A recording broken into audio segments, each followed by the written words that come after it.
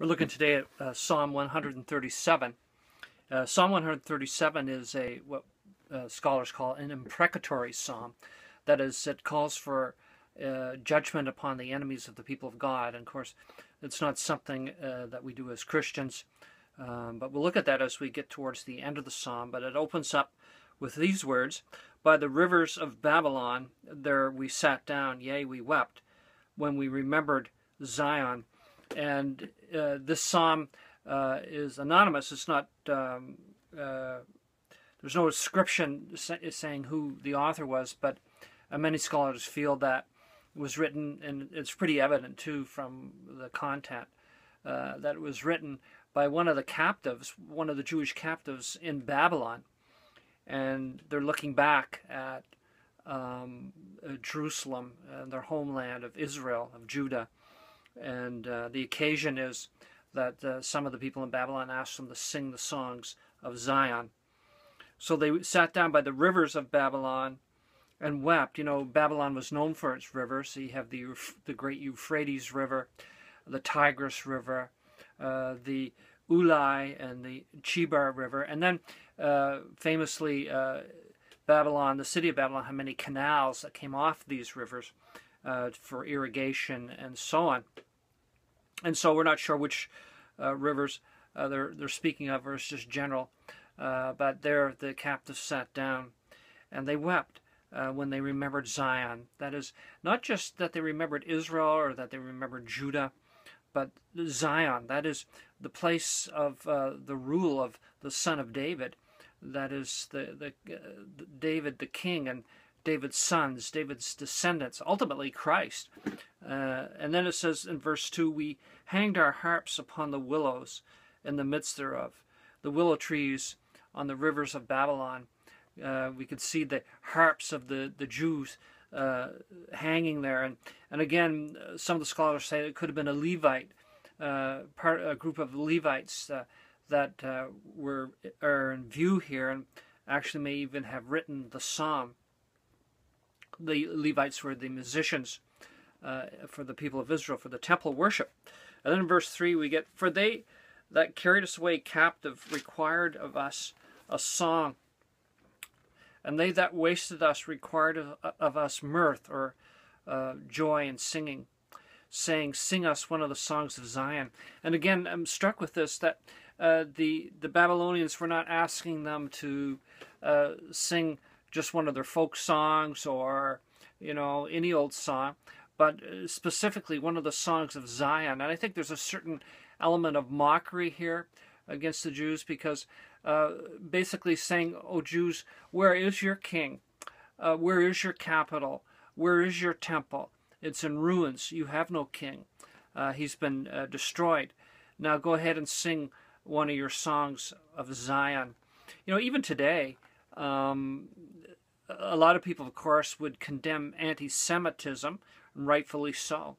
But they get very upset and angry when they think of Zionism or the Zionists, and they condemn them. But for most of the Jewish people, you can't separate Zion from their existence as a people. Even in the days of their dispersion, the diaspora would always look, perhaps next year in Jerusalem, and so on. And so it's hard to separate these two things. And there's no doubt in my mind that those who condemn Zionism and condemn the so-called Zionists are also anti-Semitic in their heart. And so here we have the Babylonians, the enemies of the people of God, those who brought them into captivity, of course, under God's judgment for their idolatry. They're brought back to Babylon, and they're under mockery and taunt to sing the songs of Zion. And then verse 4, it says, "How shall we sing the Lord's song in a strange land?" And then there's the next verses, we get a lament for Jerusalem. "If I forget thee, O Jerusalem, let thy right hand forget her cunning. If I do not remember thee, let my tongue cleave to the roof of my mouth. If I prefer not Jerusalem above my chief joy." And I suppose there's an application here for us as Christians too, for not Jerusalem, not for a city on earth, but for our heavenly place You know, the Lord has gone to prepare a place for us in the Father's house. And are we walking here as pilgrims and strangers in this world?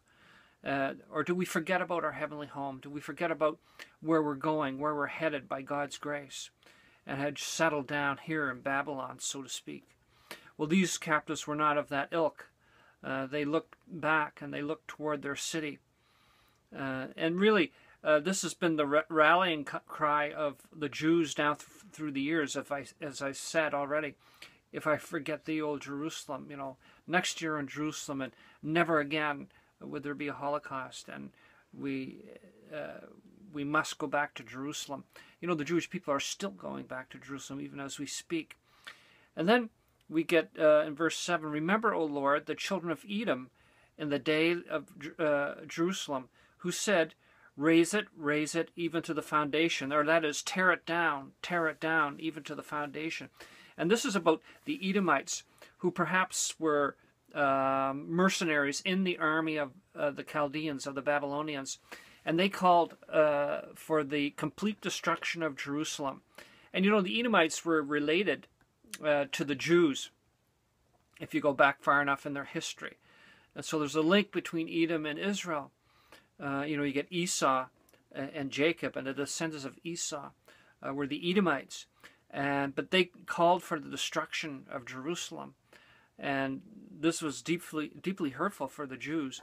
In fact, it's interesting. The Edomites were those who barred the way of the Israelites when they had come up through the wilderness and they're going to enter into the land under Joshua. And the Israelites asked if they could take their highway, the king's highway, but the Edomites wouldn't let them. And God said, no, don't judge them, just go around them. And they went through the land of Moab and down across the Jordan River into the Promised Land. But they called for the Babylonians, for their masters, to tear down the walls of Jerusalem, the city of Jerusalem, even to the foundation. But you know, Edom's rejoicing here was short-lived.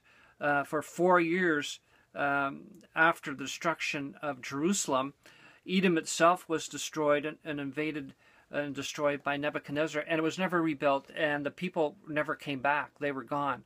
But guess what? The Jewish people are still here. Jerusalem is still here.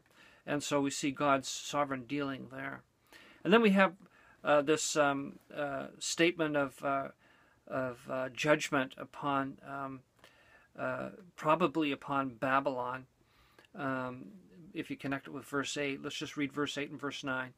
O daughter of Babylon, who art to be destroyed. It's a prophetic statement that Babylon itself will be destroyed. And it was destroyed by the Medes and Persians. Happy shall he be that rewardeth thee, even as thou hast served us. You know, the Babylonians were very cruel against the Jews and killed men, women, and children.